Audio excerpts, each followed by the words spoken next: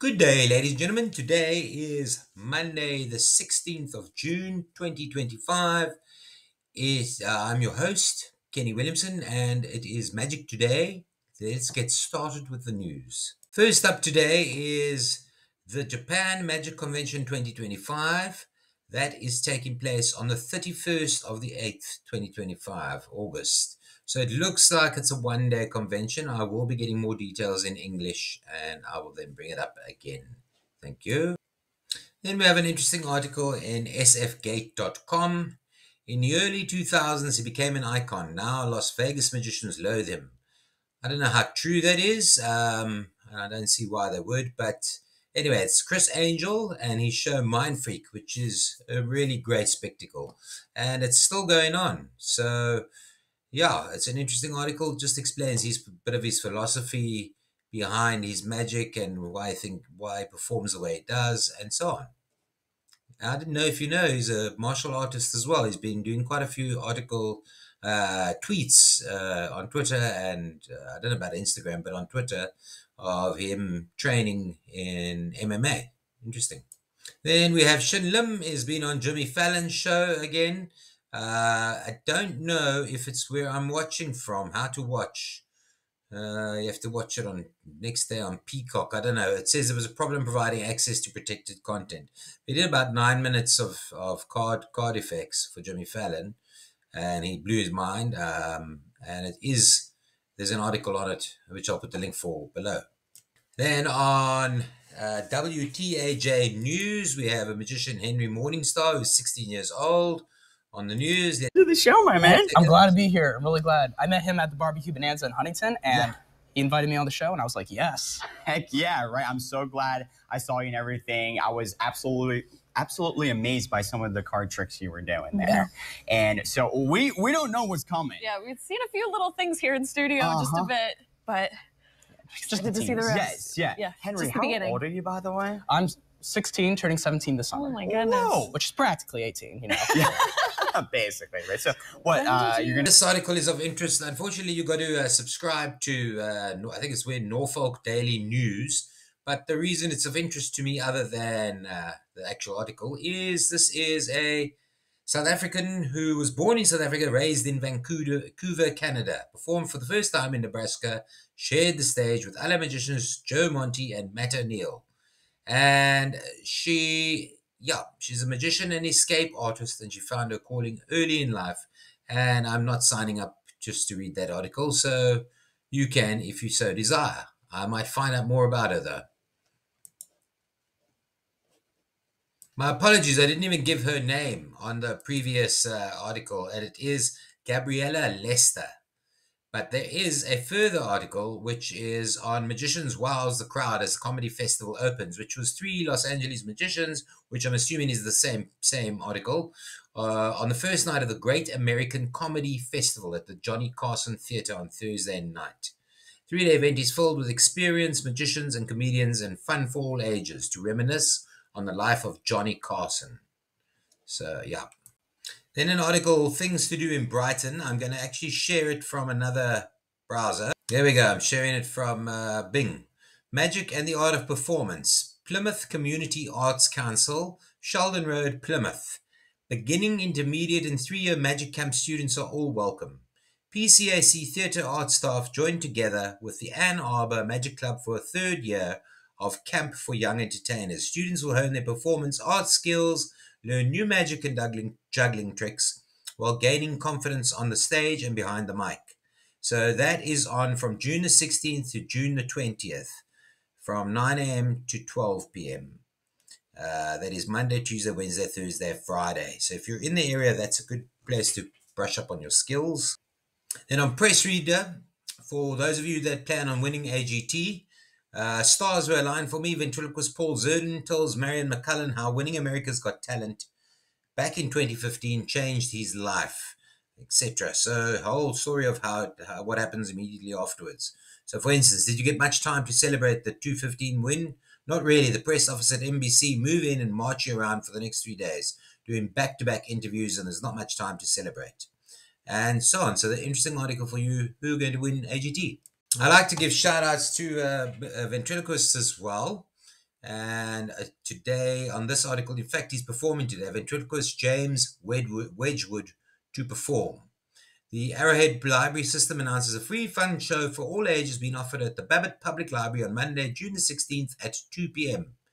And this is about James Wedgwood and his amazing comic ventriloquism. Like a one-man variety show, James makes virtually everything talk, from wooden associates to purses, bottles, and even audience members. Yes, they open their mouths and James provides the surprising words. So that looks good and interesting. Then an interesting article on Inside Cork's Magic Circle. Obviously, it's in Ireland. Cork is a small but exciting hub for magic in Ireland. And it's because pubs are booking magic acts. There's a lot of magic going on. The David Blaine and Keith Berry are the celebrity names, but our usual encounters with magicians are at kids' birthday parties or maybe the odd corporate event. Lately, though, magic is making its way into the mainstream. Pubs from Liberty in Cork City to Cronin's in Crosshaven have been booking magicians, and it goes on to give a little bit about the Cork Magic Circle, and that's in highlight brackets. Currently have 15 members. It's a small but mighty group, says Coveney. Team members are from various parts of Ireland, the Netherlands, Spain, and Malta. Typically meet once a month in the city centre to share ideas, workshop new material, and support each other's performances. And it's all different styles of magic.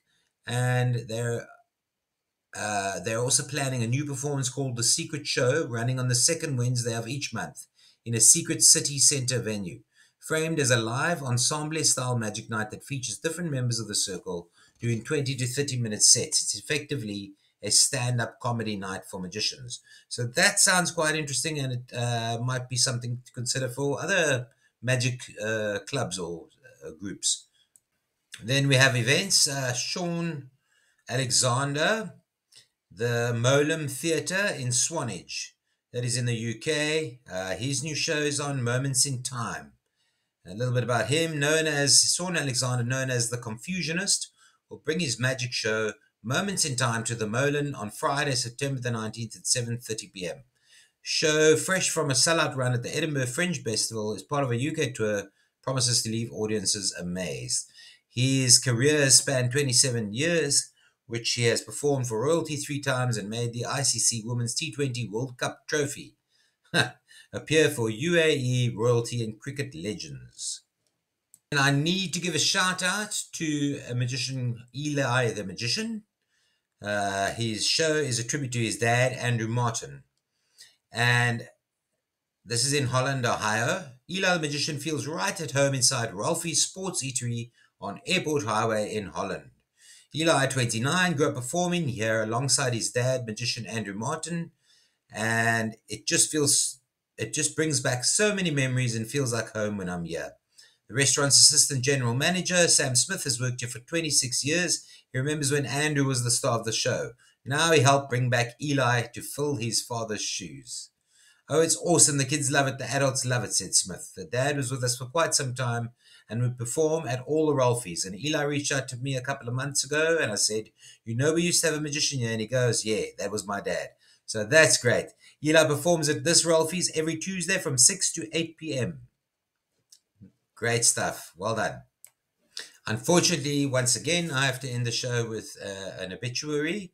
But I like to put the obituaries onto the show because it just shows respect for these magicians that have lived and passed on their knowledge to everybody and unfortunately are now deceased.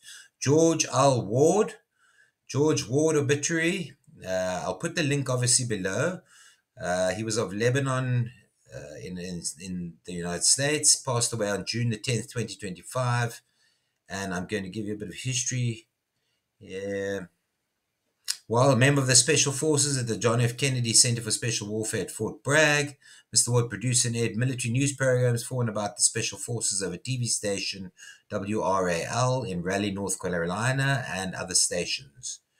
He also managed many military radio TV stations. I'm just trying to find where the magic part was. His family had resided in Connecticut for almost 375 years, and prior to moving to Maryland, had to sell his 10,000 plus record collection and nearly 600 old books. many dating from the 1700s. An active magician for more than 30 years and a 45 years member of the International Brotherhood of Magicians and Order of Merlin, Mr. Warde performed at many events, parties, and on TV. He was also active in the Boy Scouts. So our condolences to family and friends. Unfortunately, another obituary for Mr. Gerald Snapp, Jerry, was born on December the 12th, 1937 in Denver, Colorado. He attended Blessing Sacrament Catholic Elementary and Junior High School and graduated from Cathedral High School. While in high school, Jerry was a member of the Society of American Magicians and was named Colorado Magician of the Year in 1951. It goes on to give details of his life. And then, having performed as a magician and musician, teaching for many years and serving his community, and meeting a great many interesting people, created a varied and fulfilling life for Jerry. He's survived by his wife, Mary Freitag Snapp, and daughter, Sandra Eckert. So, yeah, our condolences to that family and friends.